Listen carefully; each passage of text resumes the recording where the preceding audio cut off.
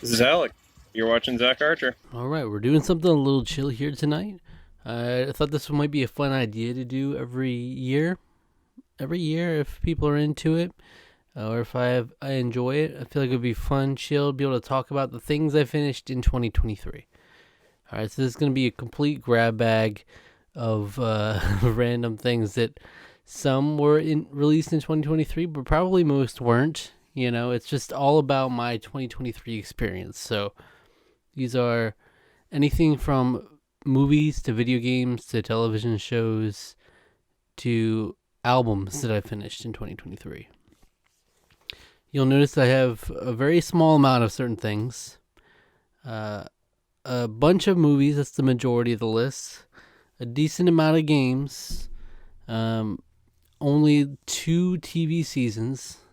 I'm going by the season. And then only 4 albums, I think.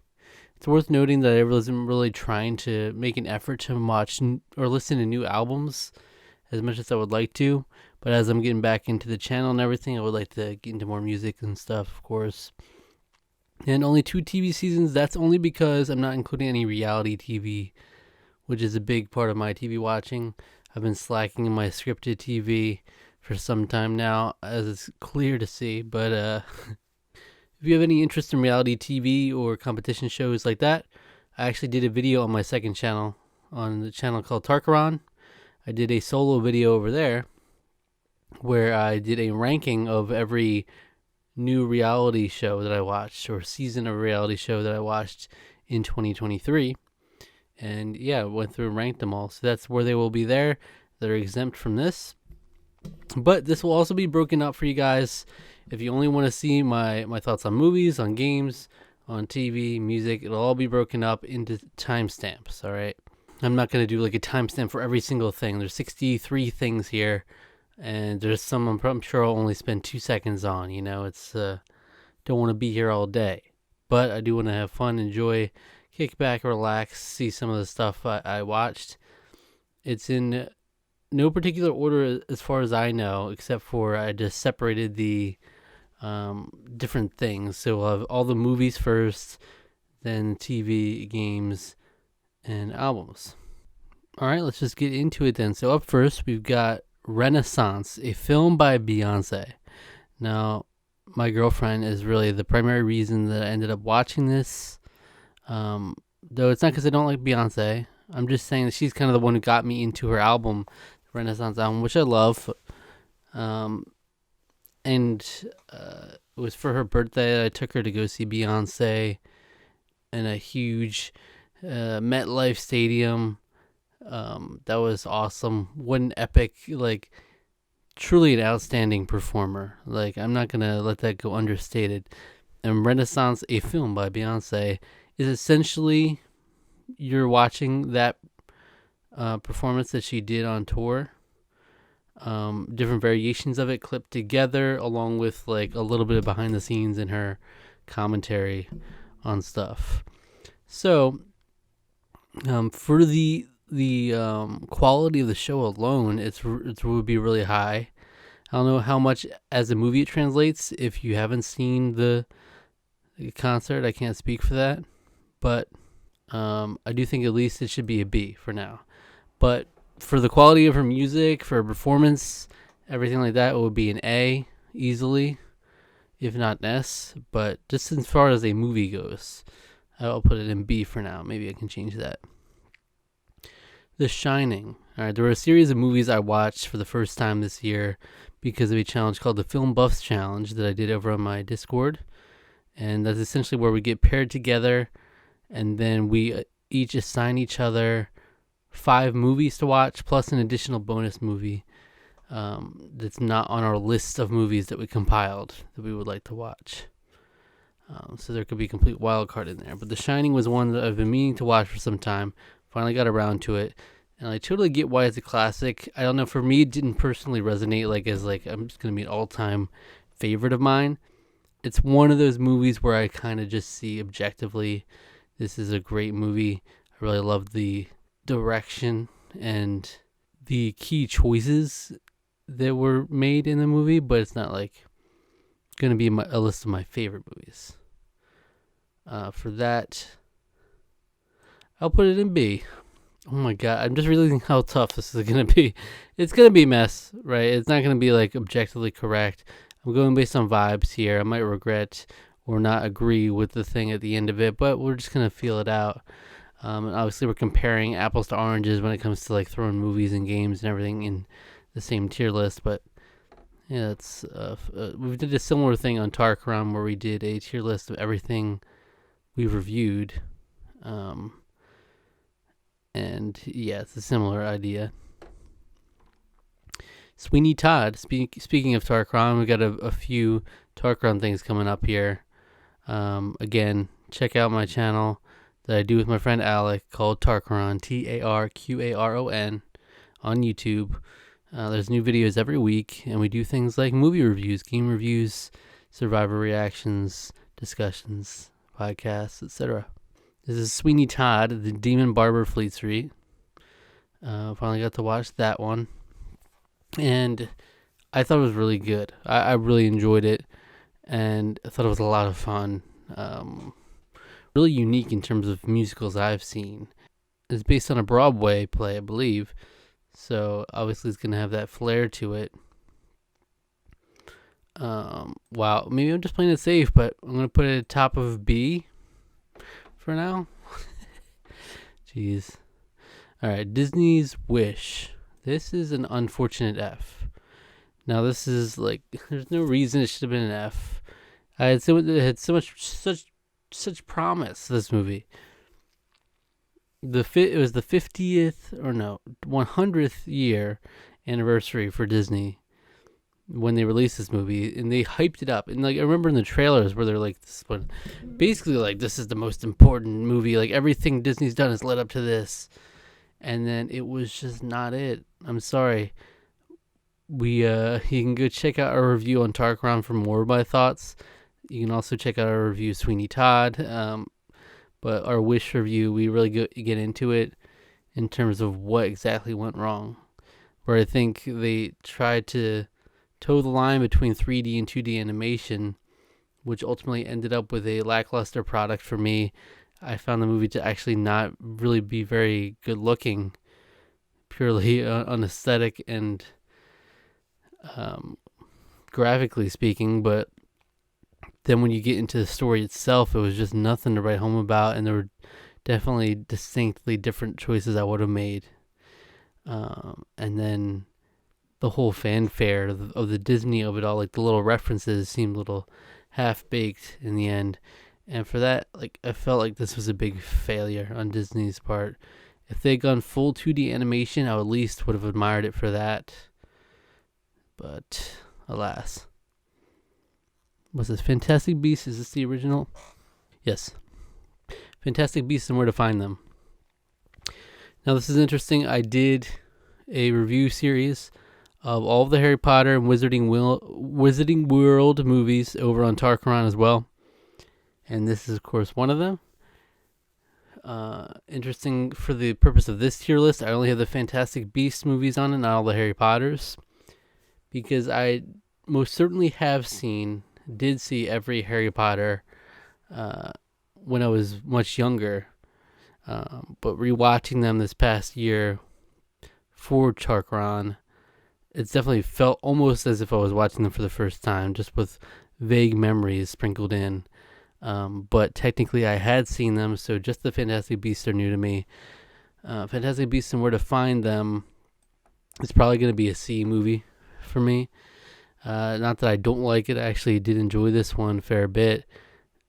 But for me, it's still not as good. It's probably my least favorite Harry Potter movie. It's just like right there on the cusp. It's a good movie. I would recommend it. But I would definitely not recommend past Fantastic Beasts and Where to Find Them. Okay, this is interesting. Jackass, the movie. Weirdly enough, I got into a Jackass kick last year. Someone was talking about it. Steve Zaragoza was talking about it on a podcast called Dynamic Banter, which I enjoy. And he was randomly talking about how he was watching the Jackass movies. This was like an old podcast from like a couple years ago because I've been behind on their podcast trying to catch up.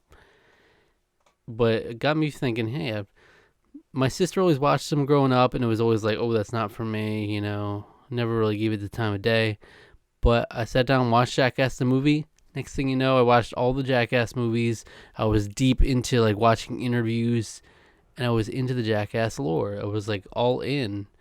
It's one of those like flash in the pan obsessions for me. You know, it's like boom, I'm into it. I'm so all about it for just a good like month, you know, and then now I'm like much more jackassed out, but I still really liked it.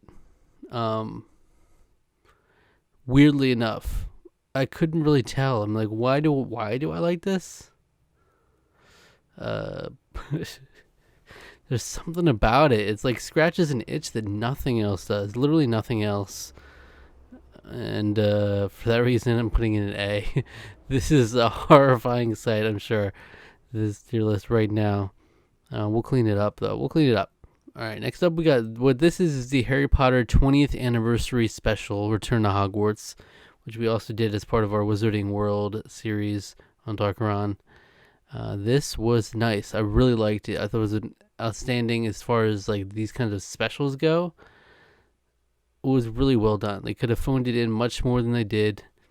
As someone who didn't deep dive into interviews and supplemental Harry Potter stuff, it did give me a lot of new stuff that I didn't know, as well as I thought it was cool. It was like a celebration of the whole series, not viewing any one Harry Potter movie as better than the other.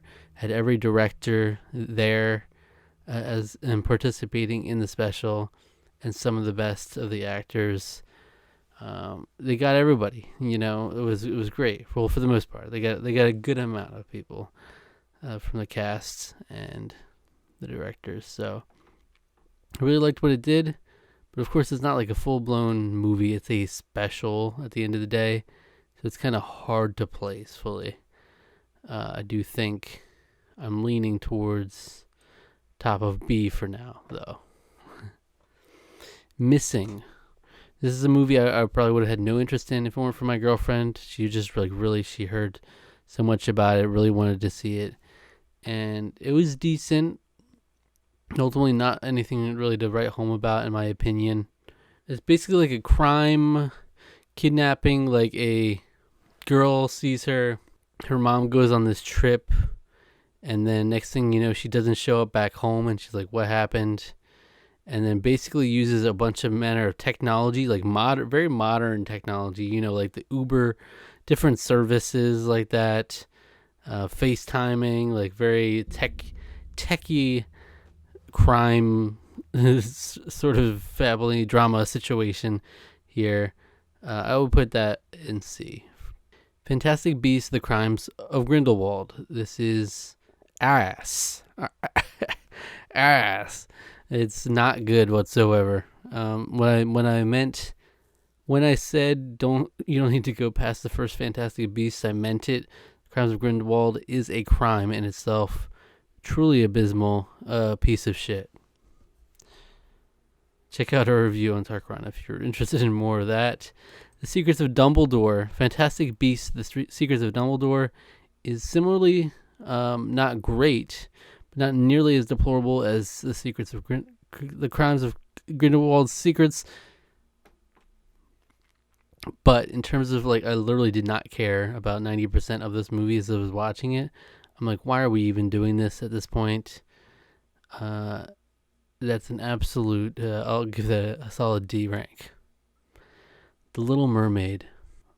I almost forgot I had an S tier. I'm like, what am I gonna do with that S tier? I don't know. That feels okay to me though. The Little Mermaid. I really fell in love with this. I thought Halle Bailey was an absolute gem in this role, and allowed this movie to far exceed my expectations. Anything I could have ever seen coming from this movie. She brought a charm to the character and brought her to life in a really new and fun way. and had some fun little songs that in the mix too. And like vocally, you can't complain whatsoever. And then of course Melissa McCarthy, who I knew was a shoo-in to play Ursula from the moment we heard about this movie's conception. But I was dreading it. Because Melissa McCarthy, I'm not really a fan of her general comedy roles that she ends up playing most of the time, and she absolutely killed it as well. You gotta give them the flowers where they deserve them, and she did. She did it. She killed it. And for that, it's up in the pantheon for me of live action Disney movies. Maybe S is a little too much. There are some boring parts of the movie in terms of like whenever we're underwater, I was really didn't care for those parts. But come on, I just love it. So work with me here. Jackass 3. This is Jackass 3. Yeah. Let me just make this quick, real quick. Jackass Forever up here. Jackass number 2. Jackass 4.5. Let's say this.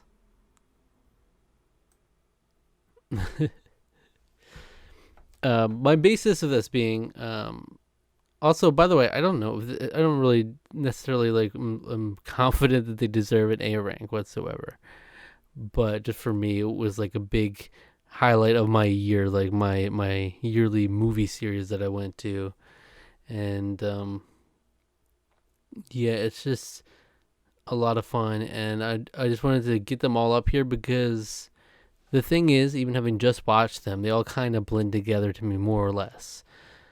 Like I remember Jackass number 2 maybe being my favorite, so that's why I kind of put it at the front. But I remember loving Jackass Forever, and obviously that one's a lot more distinct to remember because that was done years and years later when they were all much older. Jackass the movie, Jackass 4.5 is great as well as a continuation of Jackass Forever. And then Jackass 3. They're all just kind of one big block. I feel like is similar about all of them, so just chunk them all together. I mean, spoiler alert, I think Knives Out is my favorite thing that I watched this year. I know I'm late to the party on that, but this is another one that I luckily got to watch because of the Film Buffs challenge that I did. And wow, it's actually one of my all-time favorite movies now, not just like one of my favorites this year, not just an excellent movie, but one of my personal favorites. I would easily put in my top 5 movies. That's how much I love that movie. It's been a long time since I've felt that engaged in a movie, that thoroughly engaged, where I was compelled, I was curious throughout the whole thing, and it was just, I was all in on what they were selling me. I loved it. I loved the campiness of it. I loved the presentation, the directing, and I love Benoit Blanc. I love it all. Saw, on the other hand, it's such a funny image. I remember seeing this image so often because it was on like the DVD cover. My mom used to be into Saw, but now she just like, I feel like she couldn't even watch it. It's very weird, this transformation she went through. But yeah, just the bloody foot sitting there. Saw though is not like is also from the Film Buffs challenge and not necessarily one of the greats for me. I didn't mind it. I almost like the acting was very over the top and did not really work for me in a lot of situations. I felt it was okay, and I could see myself liking the series and watching more of it, but it's not like an upper echelon movie franchise to me. Oppenheimer is one of those movies, however, that I do say is objectively an amazing movie, extremely well done, direction, editing wise, the effects, the decisions they make with some really cool and effective scenes throughout the movie. Like stellar work, but would not be on my personal favorites list. Similar to The Shining, um, in that regard. But it truly was great movie. I'm just gonna go with my heart on this. I'm gonna say the B tier. I don't know where in the B tier. I'll put it at the top of B because I do think it's an excellent movie and just maybe not personally my cup of tea. Next up, we have No Hard Feelings starring Jennifer Lawrence. I watched this on literally like December 31st, 2023, the last movie I watched of the year. And this was interesting. It's definitely not like an amazing all-time movie, but I thought it was fun for what it's worth. I thought Jennifer Lawrence actually did pretty well in making this role fun. I appreciated some of the dry humor of it. And I know there's like a memorable scene that people quote where it's like we got full-blown Jennifer Lawrence nudity in it. But I thought it was funny. I thought it was actually really charming the way they used that in like not a super sexual way. But I will give it probably a C tier type movie. Yeah, that feels right to me. 18 Presents is a very obscure movie. The only reason I ever knew this movie existed was because we did it also on Tarkron. A lot of Tarkron stuff here for sure. But we do a series on Tarkron where I spin this wheel back here. And on that wheel will be a list of movies. Randomly assembled movies from the internet. And whichever movie it lands on, Alec and I have to review that following week. So it's like we spin the wheel. Okay, that's the movie. All right, we have a week to watch it, and then we come back and review it. That's what we did with 18 Presents. It's actually an Italian movie, so you have to watch it with subtitles. And I found it actually to be a sweet story. It's a pretty sweet story. There's definitely some flaws to it. It's nothing groundbreaking, but I thought the message of the movie and how they tied everything together was pretty sweet. I'll just say that much. Yeah, ultimately, I don't think it amounts to much more than a C tier movie. And I'll put it right about there. Seems right. But still, I thought it was sweet. C tier doesn't mean bad to me, it's just okay. I mean, as it should imply, it's average. But this is a movie called Viking Warrior Women, which was also a Chance Time random movie pick for this year. And turn between D and an F for this. I'll put it in F in terms of, I think it was not a super interesting in terms of documentary style. This woman's going out there to find out if some Viking remains might have actually been women retroactively where they had been assumed to be men. I just felt like the premise was okay, but how they went about it was not the most thoughtful and was not fun to watch. It was not entertaining or that interesting, even just based on information, like on a purely educational basis either. A Star is Born. All right, this is another one I have to thank my girlfriend for, because I don't know when I would have gotten around to watching it otherwise as well, but she was really like, you need to watch this. And I was like, okay, I'll watch it. And what do you know? I love this movie. I thought it was so good. I don't want to spoil anything for anyone who hasn't seen, so I don't want to get into too much details.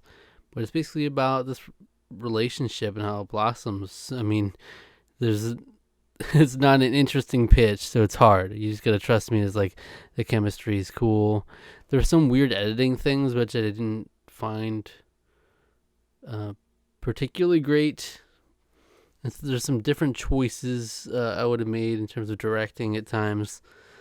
But overall, I really loved the dynamic, the chemistry, and the whole the story. It was just so powerful and really well done to me. So I do think I would put it up in A. I don't know. I think so. And I put it above the Jackass movies just because I feel like that seems appropriate. Okay, this is a little movie that they had on Disney Plus. I randomly watched one day with my girlfriend when we were doing a little bit of long distance. This was like I think it's called The Most Magical Story on Earth, 50 Years of Walt Disney World. Yes. And it's really mid as far as like little Disney documentaries are. In fact, I wouldn't even just say mid. I think it's kind of deserving of a D tier. Wouldn't really recommend it. There are much better ones out there. Next up is Sharknado, which I watched courtesy of the Film Buff Challenge as well. Sharknado is infamous for being really bad, over the top bad, but that's kind of it's like the campiness of it. It's like it embraces being really bad. It's so bad it's good. It's literally like this is the go-to so bad it's good type movie where you laugh at the movie, and it's fun. I was laughing so much throughout watching this, but I mean, if we're being honest with ourselves, the C tier movie. It's hard to really put it anywhere higher than that. Quality wise, obviously, it would be down here, but I actually don't know the whole backstory on Sharknado. Like, was it intended from the start to be that way, or did it just retroactively become that? Or in the production, did it turn into this, like, making fun of itself? I don't know. So I don't know how self-aware it was. That might move it up or down based on that. This is Glass Onion, A Knives Out Mystery, which was like a sequel. I know they're going to be doing multiple Knives Out mystery sequels, which is cool. On the surface, I'm like, yeah, that's awesome. But sadly, Knives Out, S tier, amazing movie, and Glass Onion, I think, fell significantly for me. I mean, this is a C tier for me as well. Right around here. Like, it was fun, but it just did not do anything special for me at all. Like, there's so much they could have done better with Glass Onion, and I felt like there was on the cusp of something great, but it clearly dropped the ball in terms of living up to like the Knives Out name. So I really hope that was just a little hiccup, and they're able to figure it out moving forward here. And in these, what I think are there's supposed to be multiple sequels, so we'll see.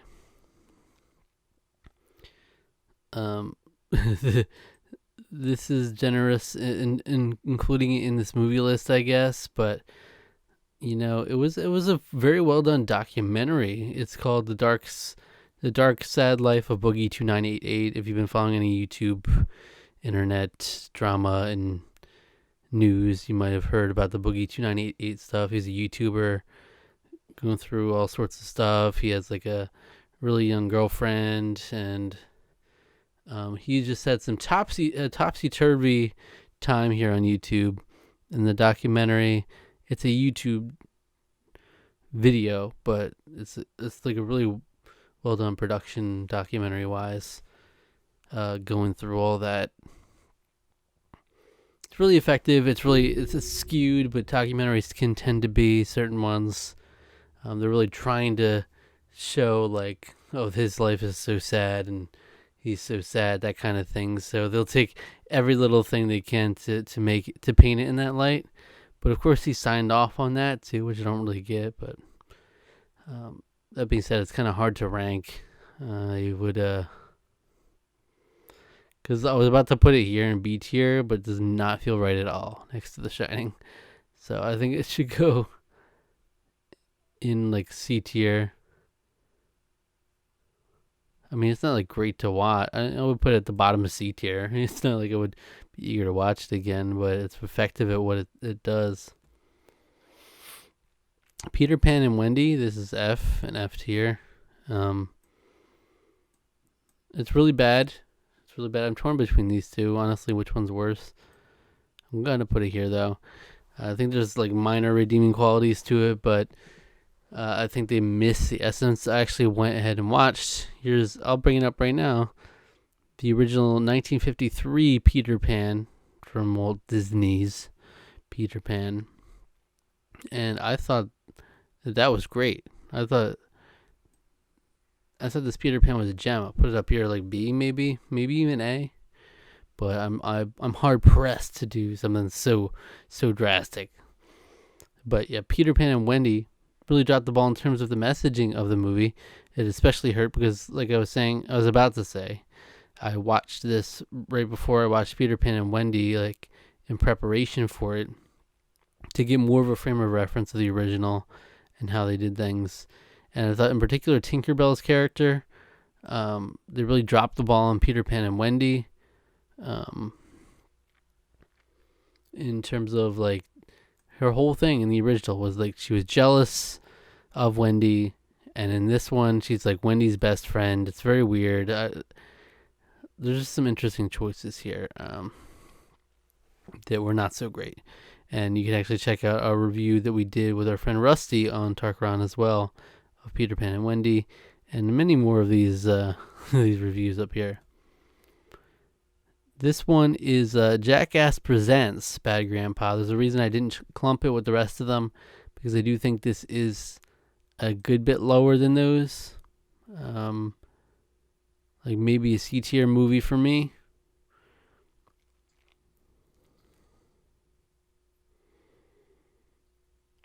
Right around here. It's basically like a movie that they took from the bad grandpa bit of Jackass. Like, if you don't know, Jackass is basically just a compilation of different like shenanigans. There's no plot to it. They just do nonsense, hurting themselves, doing stupid things, pranks, whatever it may be. And Bad Grandpa was a recurring thing that they had going on, with Johnny Knoxville playing this like horrible grandpa with this great makeup going on. So he would just go and do antics in public, and they basically took that and tried to make a movie out of it. I thought it was a fun idea, actually. They made a movie out of it with an actual plot throughout, like centered on this bad grandpa. But sprinkled throughout are like the actual, what you come to expect from Jackass, like just doing the bad grandpa antics in public, but they somehow weave it within the story. It's kind of cool. Just nothing to write home about for me personally. Maybe if I watched it again, it would be higher. Honestly, this seems pretty harsh. That's okay. I mean, I liked all these other C tier ones in their different ways. I spoke poorly of Glass Onion only because in comparison to Knives Out, it's particularly egregious. Airplane is like a 1980s comedy I'd been hearing about for some time now that I need to check it out, because it's like, I'm a huge fan of The Naked Gun, which stars Leslie Nielsen. And I know Leslie Nielsen had an appearance in this. I wasn't sure how big. It was interesting to see him here. He was fun. And there were some jokes in this movie that really worked for me. Some of them did not work as well. It didn't quite strike that perfect sense of humor for me that The Naked Gun did. So it had some hits and some misses. Overall, really did like it though. Just not one of my all-timers. So this is also like a C tier movie. Maybe like right there. Next up we have Top Gun, which I would probably put up here. Yeah, I think in B tier. I think it was really cool. It's a really cool movie. It's another one from the Film Buffs challenges I got to watch, and I'm glad I got to watch it finally. And I do look forward to watching Top Gun Maverick at some point. There's just not much I would like break down about it, like hyper analyze about it, but I just thought it was fun 80s movie, So maybe below these, couple of these, right around here. I'll put it like right here. How's that? I don't know. I'm winging it. Flying by the seat of my pants here. Next up is the winner of the Best Picture Academy Award for 2019. It's Parasite. It's an excellent movie. S tier for me. Truly a treat to watch. As another one similarly to Knives Out, where I was like really engaged throughout, and I thought it was excellent. I'm glad this is another one where you want to watch with the subtitles on. I'm glad I got the exposure it did, even if it came a few years late for me to get proper exposure to it myself. I just loved the whole concept of the movie, how they pulled it off, the presentation of it all, and then like some weirdly tense moments, some weirdly comical moments, and how they balance that whole tone shift that goes on throughout the movie. And it's just an excellent piece of film. We also did a very long review of that on Tarkron if you want more thoughts. Elemental is one of those where it's not a super groundbreaking movie. I thought visually it's beautiful, it's stunning, but I did find the concept really huge, and I liked it personally. I think personally, I'm part of an interracial relationship right now, and that part of the movie, which is like kind of the whole basis of the movie, that kind of struck a chord with me in different ways. And I just really admire that as a concept in a movie. But it's not necessarily treading new ground. Though the world, I think, could be fleshed out a lot more, and there's some definite potential there. I think I'll put it at the bottom of B tier. It's really interesting. It's kind of close for that between B and C for me. Here we got Honey, I Shrunk the Kids, which is fun. It's a fun, great old Disney movie. It's in that like Disney Channel original movie style. That it's like just a wholesome family movie, and you can't really go wrong with that. I mean, that's gonna be a B tier for me as well, right around that point. It's a treat. It's a treat. Puss in Boots: The Last Wish was the gift I didn't know I needed. It's an S tier movie, and I thought it was truly an excellent animated, one of my favorite animated movies in a while. And it had no right being as good as it was, but it went out here and did its thing, and like absolutely, I think it'll be remembered for years to come, which is absolutely not what we were thinking, because we reviewed this on Tarkron as well, and that's because we did a whole Shrek movie review series, so we felt pretty much obligated when we heard a new Puss in Boots was coming out. So I guess we got to review that, but it's not like we were hyped about it or expected it to even be very good at all. And then it came out of nowhere, and it's like being nominated for awards, and we're giving it like almost a perfect score that it's that good. Wow, it's just such an all-timer. I can feel it that in years and years to come, it'll still be enjoyable. Indiana Jones Raiders of the Lost Ark. For me, this is a C tier movie through and through. I see some fun and some charm of it, but ultimately to me, it didn't grip me in a way that made me like, I need to go see the rest of these movies. Maybe I will one day, but it just didn't hook me like I would have hoped. I mean, I still love the moment, which I will always remember for years to come. The moment where he just shoots the guy who is about to do this whole duel with him, and he just shoots him. Like, there's some moments in this movie where he almost has a deadpan delivery to him, where it just does not skip a beat, and it adds a lot of fun. It's good. It's just nothing crazy for me, so I put it right around here, maybe. I don't know. I could go lower. Hold on, I'm encroaching on this. We didn't think this through. Where do I go from here if there's too many C's? Alright, we'll see. Next up is Barbie. All right.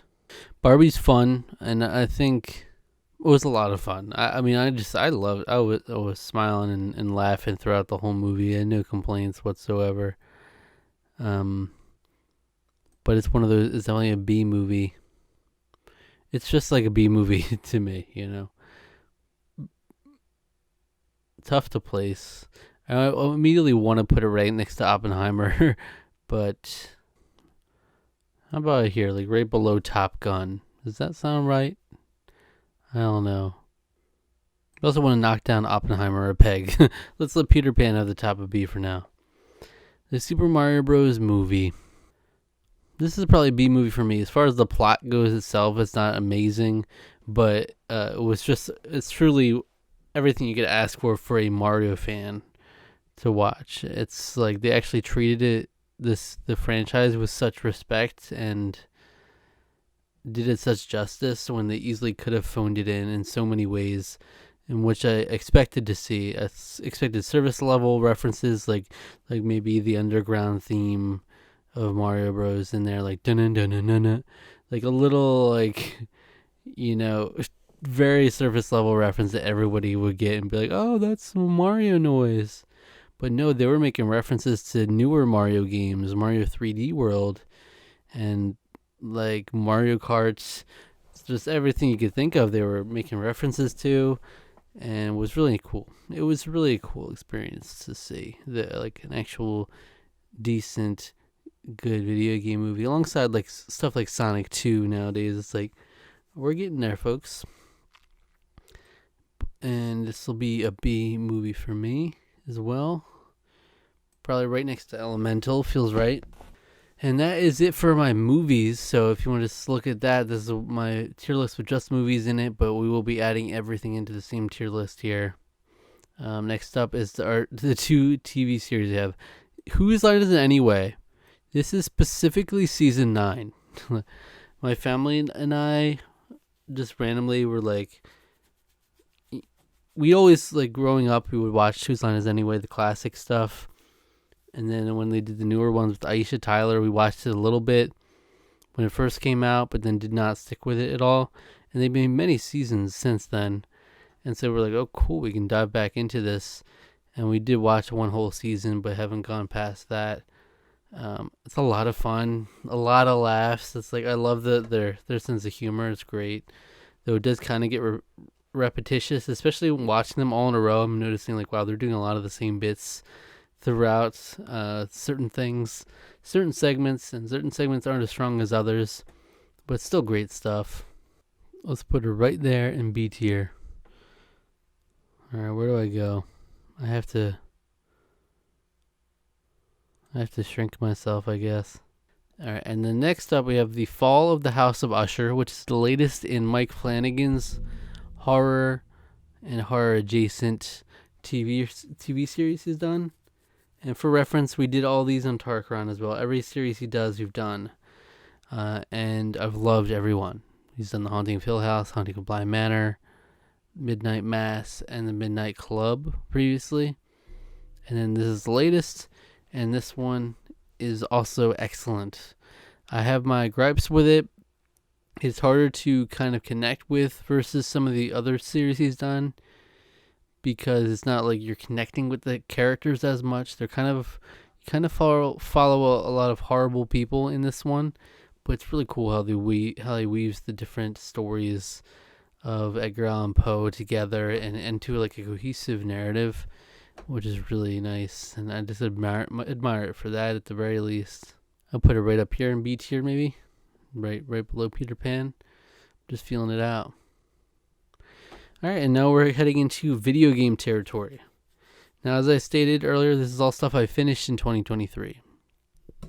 So if I beat the video game, it's on here. There's some games I put significant hours into, like Final Fantasy 16, which was a 2023 game, that will not be on this list because I didn't beat it. So I have to finish it. This will encourage me to finish stuff more if I want it to be included on this list. There were also a couple of games I have beaten in the couple months since 2023, But of course, they do not get included because this is just 2023. So yeah, while it is like already February by now, I'm talking solely about 2023. So, just a random order here. SpongeBob SquarePants Battle for Bikini Bottom Rehydrated. I had a lot of fun with this. It's not perfectly polished by any means, but I still would have a lot of fun playing the original, and this is just an upgraded version of that. And it definitely wasn't the most polished in the original either, but it was an all-timer, and it was such a cool thing that they decided to do this. I never would have guessed in a million years that this would have happened, and I had a lot of fun with it. I still would like to go back and 100% it one day. Now this is where it's interesting. Film and TV go hand in hand, but when you start adding games into it, it's gonna get wonky. It's like, especially the first one, like, where do I put it amidst these movies? It's a B tier game, I think. It's tough. It's actually really tough. Where do I place the game in here? Okay, but this feels right. Right between Barbie and Renaissance. SpongeBob SquarePants Battle for Bikini Bottom Rehydrated. My Sims. This is one I played way back when. I actually had rented it.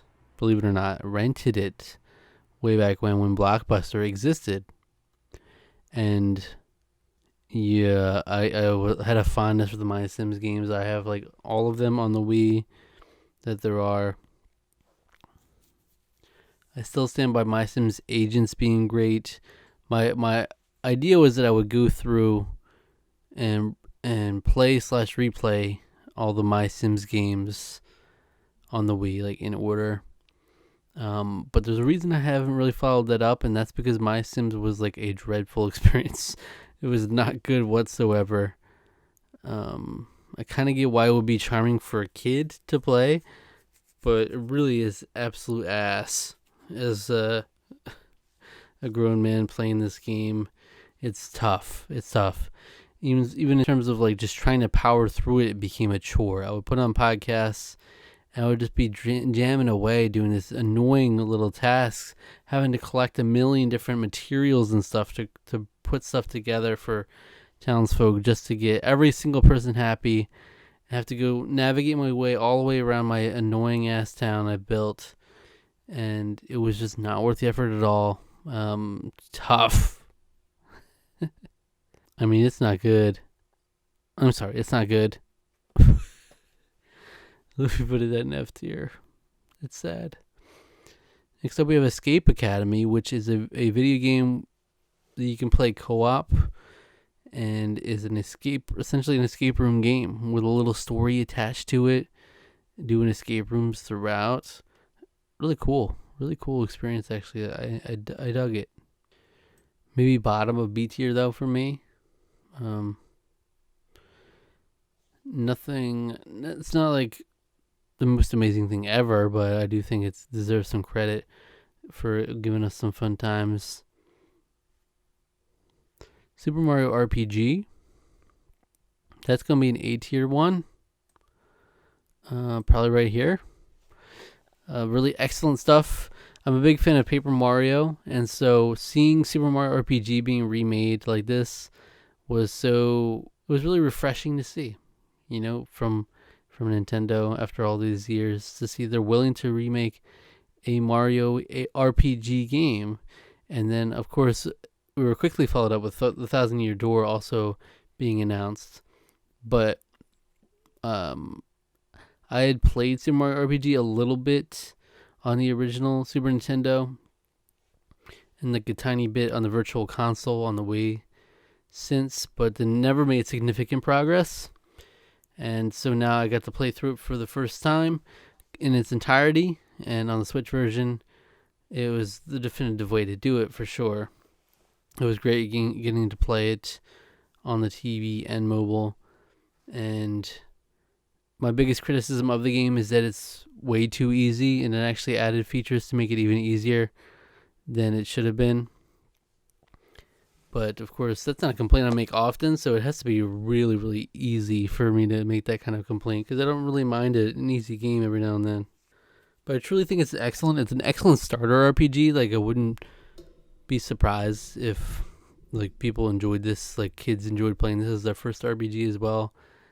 just some fun dialogue, the unique characters, which I'm glad to see brought back in their hideous selves in all their glory, minus like a couple minor name changes.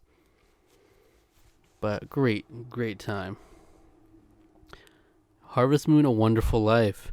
Harvest Moon: A Wonderful Life is one I grew up on, and it was very near and dear to me. And for a recent Gents challenge, which is also a Discord challenge that we do, basically think what I said for the movies, except for games. We put together a list of games we want to finish. We're partnered up with someone, and then we assign each other games, one or two games to finish within the 2-month deadline. And this is one of the ones I beat for that. And in having to complete Harvest Moon: A Wonderful Life, I realized how truly flawed the game was, which was kind of sad for me to have to be like, well, this game I've always held in high regard. I probably would have originally said it was one of my favorite GameCube games, but now it's kind of been I've been grounded in reality here, and I'm forced to give it a C. I'm probably on the lower end of C as well. Maybe above 18 Presents and below Glass Onion. It's I still really appreciate the music, the nostalgia it brings. I won't let that take it away from me, absolutely not. And it's still such a charming little town they put together, but it's just way too bare bones. And in order to beat the game, you have to do grueling years and years and years of in-game time with almost nothing to do at a certain point. I played a little bit of the Story of Seasons: A Wonderful Life remake on the Switch. And there's definitely an upgrade to it. They definitely improved on some things, and I meant to stick it out with that one more. But still, it kind of shows, even in that one, how it's a little bit dated, and especially in the landscape of farming sims now, and how far we've come. But yeah. Spiritfarer is a nice little indie game, very cozy, very sweet message to it. I really like this game. Like maybe right here in B tier. That feels right as well. It's really if you're into cozy games, sweet little indie games, check it out.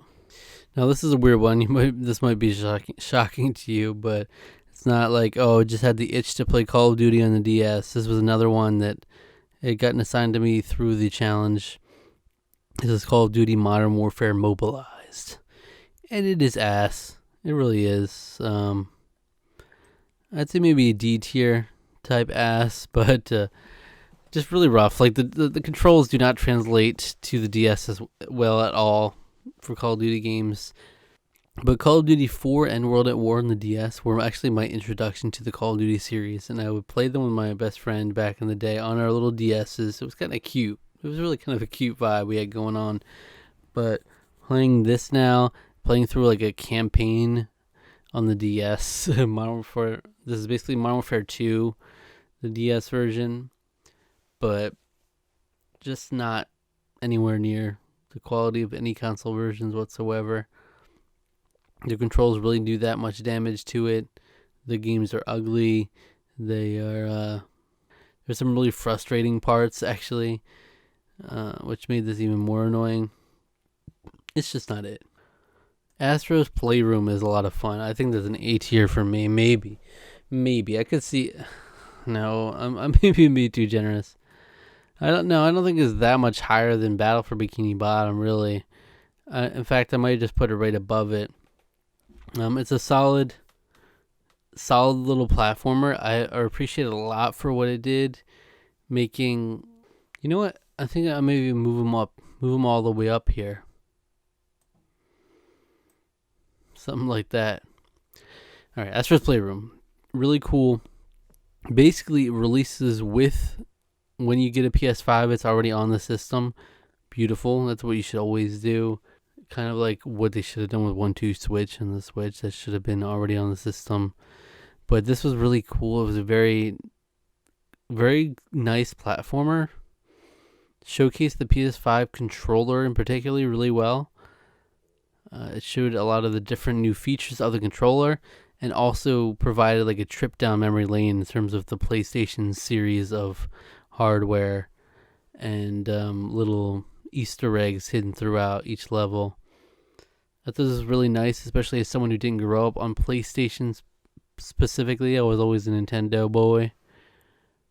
This was really nice. I thought it was like, okay, cool. I got to see all the different, collect all the different PlayStation stuff, and get a bit more of an appreciation as I go into the PS5 and really elevate the experience of like, wow, this is a new console, and they're really showcasing what I think is one of my favorite controllers of all time, the PlayStation 5 controller. New Super Lucky's Tale is right up there with these guys as well, all in the similar area of the B tier, I'm sure. It's just another fun platformer. Similar to Super Mario RPG, might be a little too on the easy end for me.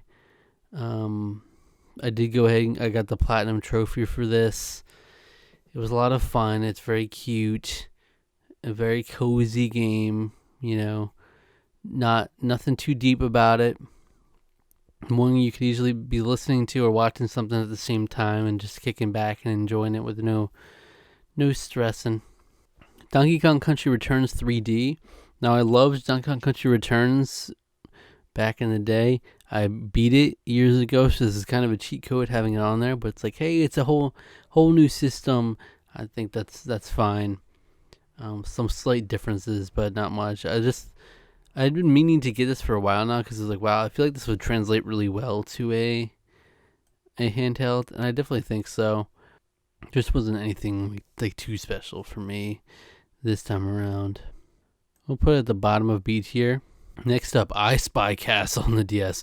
This one is one that I randomly did have a kick for. Maybe not this game in particular, but I was like, I kind of want to play one of those hidden object games, which I don't really get to play much of. There is this one cozy YouTuber.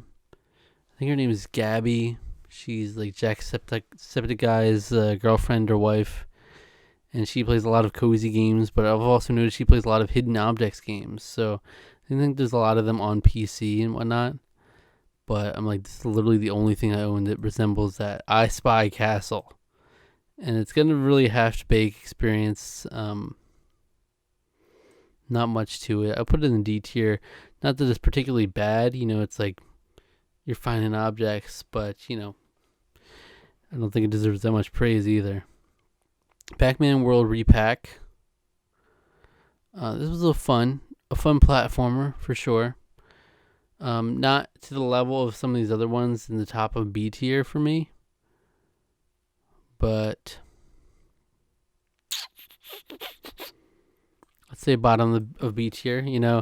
I feel like this feels like almost all the games are going into B tier and up, but I just played a lot of fun platformers. I was in a kick of these kind of platformers, whether it be Astro's Playroom, New Super Lucky's Tale, SpongeBob, Pac-Man, and even the Donkey Kong Country in 2D. It's like I was just kind of feeling that vibe for a while in 2023, and I went with it. My Friend Peppa Pig. I mean, this is not... I'm going to put that at the very bottom of F tier. It's probably going to be the worst thing on this list. It's just meant for kids. Truly nothing else to it. My brother got it for me as a gag gift because I've always kind of liked Peppa Pig. I don't know, something about it. I just found it funny. I find Peppa funny as a character and as a whole concept. I mean, I like pigs in general, too. But as a game, it's absolute ass. And I did get the Platinum Trophy for it, though, because I'm shameless. And I'm like, okay, this will just take literally a couple hours to get it. And weirdly enough, there's a Platinum Trophy for My Friend Peppa Pig. Super Mario Bros. Wonder. It's really good. I think the bottom of A tier is appropriate for it. Also, similar to Super Mario RPG, this is the year of a lot of different things being too easy. This is my biggest criticism of this game, but the reason it is able to elevate as high as it did, or come up as high as it did, is because of the final level. After you've collected every last damn thing in this game, 100%ed it almost to its entirety, minus the last level you then unlock, which is a super challenging level, which really elevated the experience for me.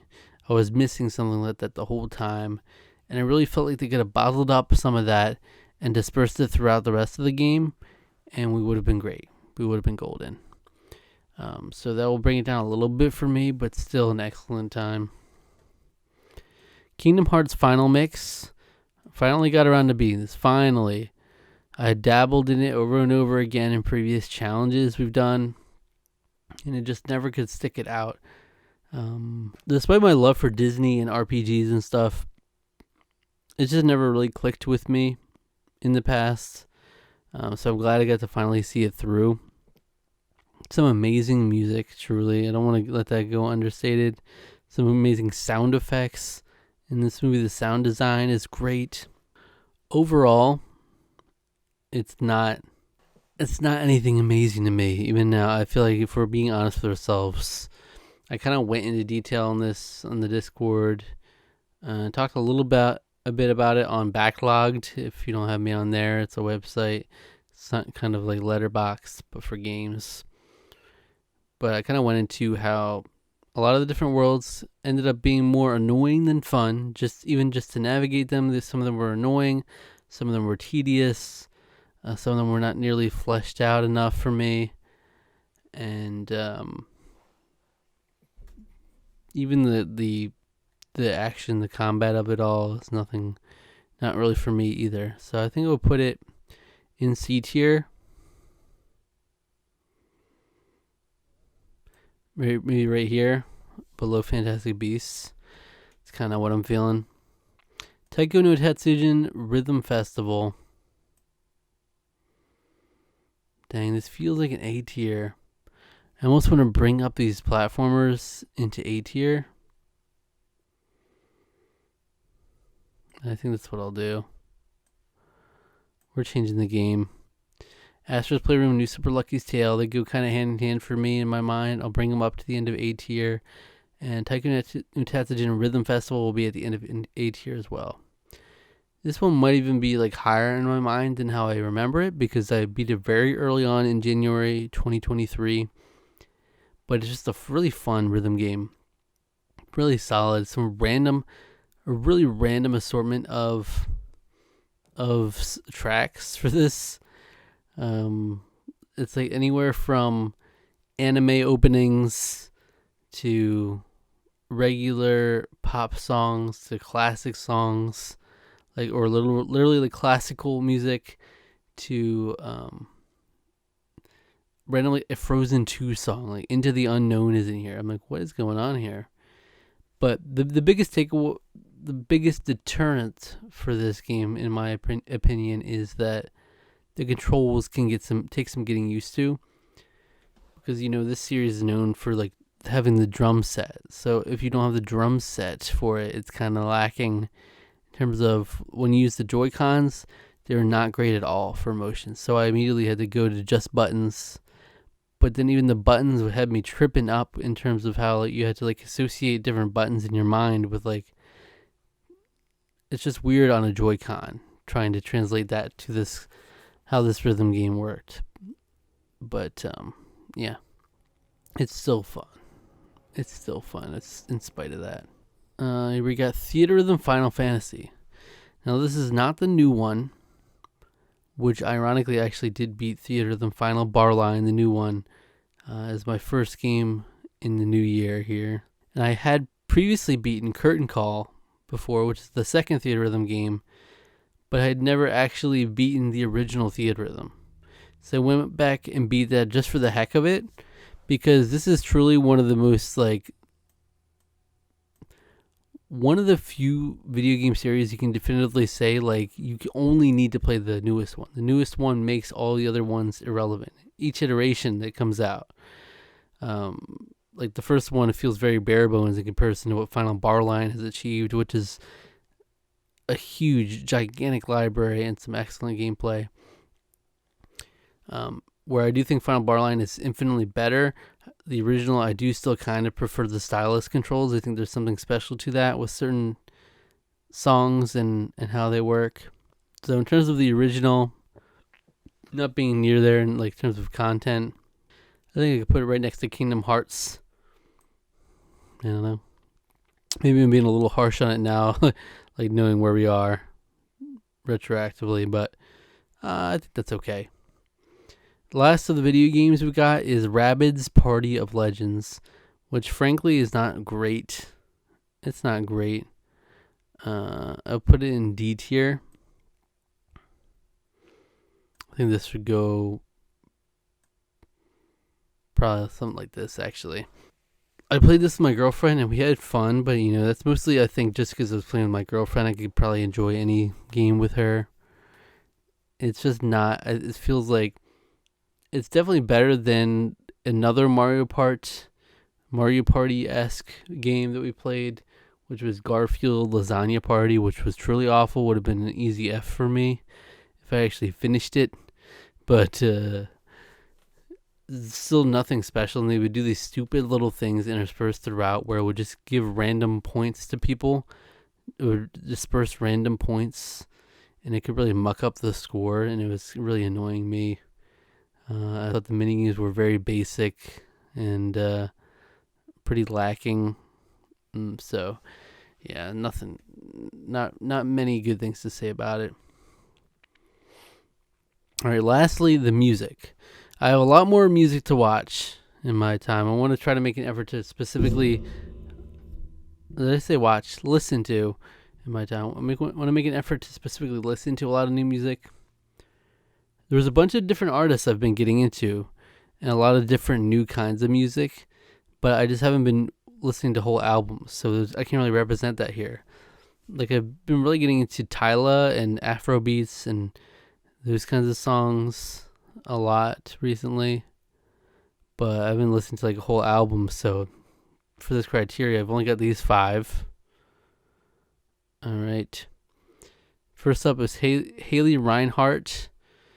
This is What's That Sound. This is an old album she did because I really like Haley Reinhart's voice ever since she was on American Idol. I've really liked it, and I have a couple of her early albums she did that I really love. I've listened to over and over again, and I still listen to this day. And so I was like, let me just start listening through all her albums in their entirety. But this is the only one I've gotten through so far since doing that little project. And it's mostly covers, but I found them to be pretty lackluster for me personally. I would probably put a bottom of C tier, honestly. And here we got Us the Duo, One Day at a Time. It's a fairly meh album from them in terms of like I've enjoyed a lot of their albums, but this one just doesn't do it for me.